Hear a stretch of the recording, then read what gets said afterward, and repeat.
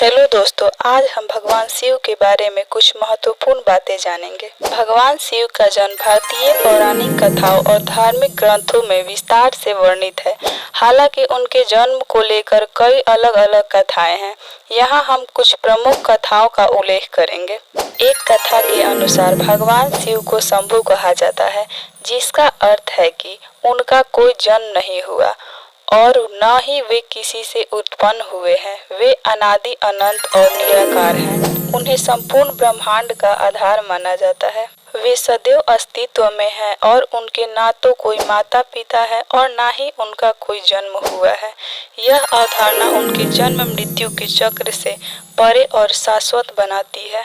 एक अन्य कथा में कहा जाता है कि भगवान शिव सदाशिव के रूप में आदि शक्ति के साथ संयुक्त होकर प्रकट हुए। सदाशिव और आदि शक्ति के मिलन से भगवान शिव का प्रकट होना हुआ। यहाँ सदाशिव को शिव का अनादि और अनंत रूप माना जाता है, जो ब्रह्मांड की रचना, स्थिति और संहार के कार्य करते हैं। लिंग पुराण में भगवान शिव के प्रकट होने का एक और विवरण मिलता है। इस पुराण के अनुसार ब्रह्मा और विष्णु के बीच विवाद चल रहा था कि कौन श्रेष्ठ है। इस विवाद को सुलझाने के लिए एक अग्नि स्तंभ लिंग प्रकट हुआ, जिसका न आदि था न अंत। यह अग्नि स्तंभ ही भगवान शिव का प्रतीक था।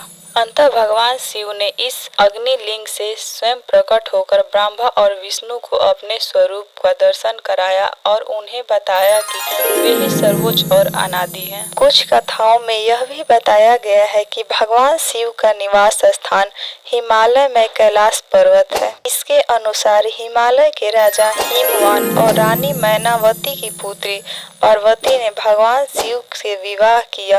पार्वती को शक्ति का अवतार माना जाता है और उनका विवाह शिव के साथ इस बात का प्रतीक है कि शिव और शक्ति एक ही हैं। एक अन्य कथा में भगवान शिव को त्रिदेवों में से एक माना जाता है, जो सृष्टि की रचना, पालन और संहार का कार्य करते हैं।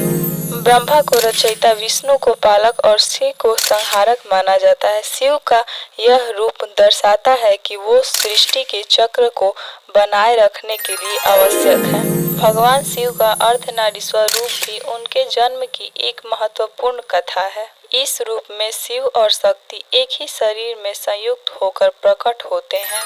यह रूप शिव और शक्ति की एकता का प्रतीक है और यह दर्शाता है कि सृष्टि में पुरुष और स्त्री तत्व दोनों की समान आवश्यकता है। शिव का यह रूप यह भी संकेत करता है कि वह ही सृष्टि की मूल ऊर्जा है। निष्कर्ष यह है कि भगवान शिव का जन्म किसी सामान्य व्यक्ति की तरह नहीं हुआ।